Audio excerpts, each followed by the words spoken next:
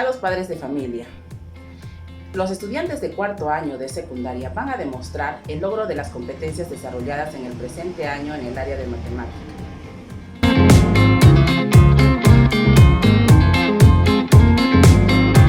Bienvenidos al Día del Logro. Mi nombre es Jorge Moreno, de cuarto de secundaria, de la sección de matemática. En esta ocasión les vengo a explicarles el tema de razones trigonométricas. ¿Qué es una razón trigonométrica? Son el conjunto de fórmulas que nos permiten encontrar la medida de un lado o un ángulo de un triángulo rectángulo. Vamos a analizar la estructura de un triángulo rectángulo. Está conformada por tres partes: la hipotenusa y dos catetos. El cateto puede ser adyacente si está al lado del ángulo con el que trabajamos y opuesto cuando no lo está. Ahora, sabiendo esto, vamos a analizar las fórmulas. Tenemos el seno, que es cateto opuesto entre hipotenusa, coseno cateto adyacente entre hipotenusa, tangente, que es cateto opuesto entre cateto adyacente, cotangente cateto adyacente entre cateto opuesto, secante, que es hipotenusa entre cateto adyacente, y cosecante, que es hipotenusa entre cateto opuesto, ¿no? Como podemos notar acá, el seno es igual a cateto opuesto entre hipotenusa, y el cosecante es igual a hipotenusa entre el coseno, el cateto opuesto, ¿no? Así que podemos ver de que son los mismos valores, pero de manera inversa. Así que estos son razones inversas, ¿no? Y si se multiplican entre sí, nos da siempre el resultado 1, ¿no? Como también podemos ver en este ejemplo. En caso de que haya dos ángulos en un triángulo rectángulo, es decir, alfa y beta, podemos decir que el seno de alfa es igual al coseno de beta. ¿Por qué decimos esto? Ya que si vemos que el seno de alfa es equivalente al cateto opuesto entre hipotenusa, si lo cambiamos los valores por las letras que vemos acá en la figura, nos saldría que es A entre C. Y el coseno de beta es igual al cateto opuesto, al cateto adyacente entre hipotenusa. Y que si cambiamos por las letras que están en la figura, nos saldría también igual, A entre C. Y como podemos ver, son iguales, ¿no? También podemos ver con otros ejemplos. Siguiendo, vamos a analizar un ejemplo. En esta ocasión vamos a hallar el valor de alfa, que es ese aquí, en ese triángulo rectángulo donde el cateto opuesto es 8, el cateto adyacente 6 y la hipotenusa 10, ¿no? Hallemos el seno de alfa. El seno de alfa es cateto opuesto entre hipotenusa, que sería 8 entre 10 y nos sale 0,8. Como resultado nos sale 53,13 grados. ¿Por qué decimos esto? Ya que si el seno es equivalente a 0,8 o en este caso 0,799, es equivalente a un valor de un ángulo, en este caso 53 grados, ¿no? Y si usamos una calculadora, nos sale 53,13. Y de igual manera, si hallamos el coseno, nos saldría también el mismo resultado. Espero que lo hayan entendido y nos vemos para una próxima vez.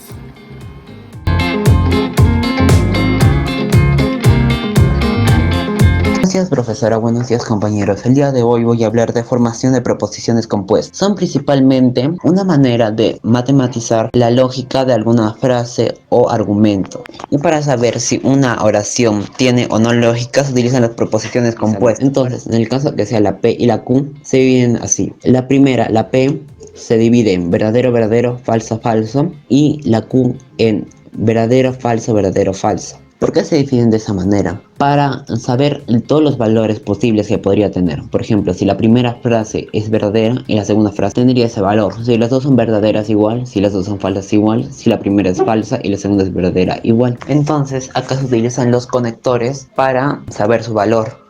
Cada conector tiene una manera de usarlo. El signo negativo. El negativo se utiliza para el conector no. Por ejemplo, Juan no fue al parque. Entonces, si Juan no fue al parque, siempre lo convierte en algo negativo. El signo negativo. Juan no fue al parque. Entonces, si Juan no fue al parque, siempre lo convierte en algo negativo. Ahí le sigue la conjunción. La conjunción es la palabra y. Por ejemplo, yo vi a Juan pasar y estaba acompañada de Luisa. Esa y es el que une las dos oraciones. Solamente son verdaderos cuando los dos son verdaderos. Entonces, acá se utilizan los conectores para saber su valor. La disyunción. La disyunción es la palabra o y se simboliza con un signo de V. Entonces, en esto solo es falso cuando las dos son falsas. Por ejemplo, vamos al cine o vamos a comer algo. Si vamos a comer algo y vamos al cine, sería lógico. Si vamos al cine y no vamos a comer algo, sería lógico. Pero si no hacemos ninguna de las dos, sería innecesario ese o, por lo tanto, ilógico. La condicional. La condicional es la palabra entonces. Se simboliza con una flecha apuntando hacia la izquierda. La condicional es la palabra entonces. Solamente es falso si la primera. Por ejemplo, la maestra nos pidió que entreguemos el examen. Entonces salimos al recreo. Esto quiere decir que si hacen el examen pueden salir al recreo, o sea que es verdadero. Pero si no hacen el examen, pero no pueden tenerlas y no cumplirse lo anterior, o no tenerlas y sí cumplirse lo siguiente. Igual podrían salir al recreo, pero no sería permitido. Y si no lo hacen, y si no hacen el examen, tampoco podrán salir al recreo. Pero no tendría sentido que a pesar de que hagan el examen no los deje salir al recreo. Lógicamente no tendría sentido. Igual podrían salir al recreo, pero no sería permitido. Y si no lo hacen, y si no hacen el examen, tampoco podrán salir al recreo. Pero no tendría sentido que a pesar de que hagan el examen no los deje salir al recreo. Lógicamente no tendría sentido. La bicondicional. La bicondicional es un símbolo que es una flecha apuntando hacia los dos lados. Significa el sí, solo sí. La bicondicional es un símbolo que es una flecha apuntando hacia los dos lados. Significa el sí, solo sí. Eso sería todo por mi parte. Muchas gracias, profesores y alumnos.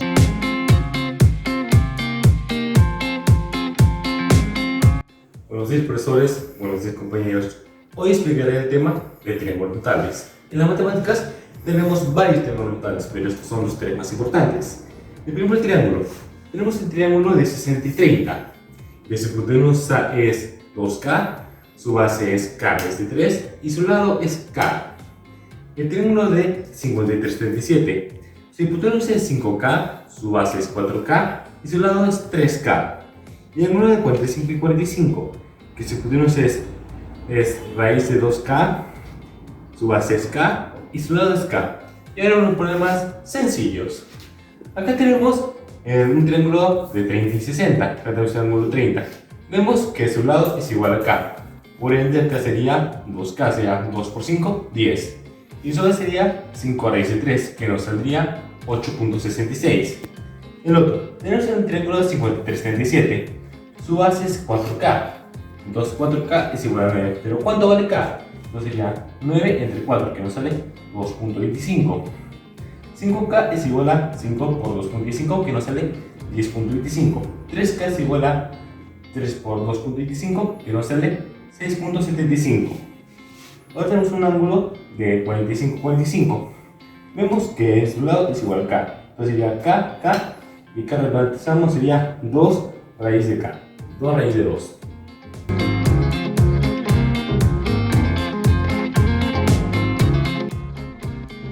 Buenos días, profesores, buenos días, compañeros. Hoy voy a presentarles mi tema de matemática, ecuaciones cuadráticas. Y para esto vamos a desarrollar un problema, que es el siguiente. En una oficina cuadrada hay 3 módulos de trabajo y además un pasadizo de 2,5 metros de ancho a lo largo de uno de sus lados. Si el espacio destinado a cada módulo de trabajo es 17 metros al cuadrado, calcula la medida del lado de la oficina. Para comenzar a desarrollar este problema tendremos que hacer una representación gráfica. Como podemos ver, acá está la oficina cuadrada con los 3 módulos de trabajo y el pasadizo. Y tenemos que hallar X. Entonces para esto tenemos que plantear una ecuación correspondiente a los datos. Y esta vendría a ser X al cuadrado es igual a 17 por 3 más 2,5 por X. Esto nos daría una ecuación cuadrática. Y al ser esta una ecuación cuadrática, como podemos ver, vendría a ser una ecuación cuadrática, ya que va descendiendo.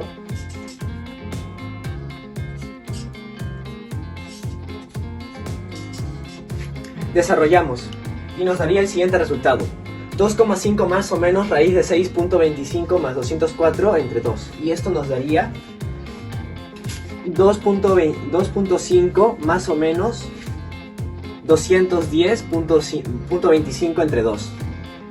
Sacamos la raíz de 210.25 y nos daría 14.5. Y lo desarrollamos positiva y respectivamente positiva y negativamente. Y esto nos daría dos resultados. El primer valor de x sería menos 6 y el segundo sería 8,5. Pero elegimos el 8,5 ya que la longitud del lado de la oficina, de un lado de la oficina, tiene que ser positivo, no negativo. Y entonces la respuesta sería 8,5 metros.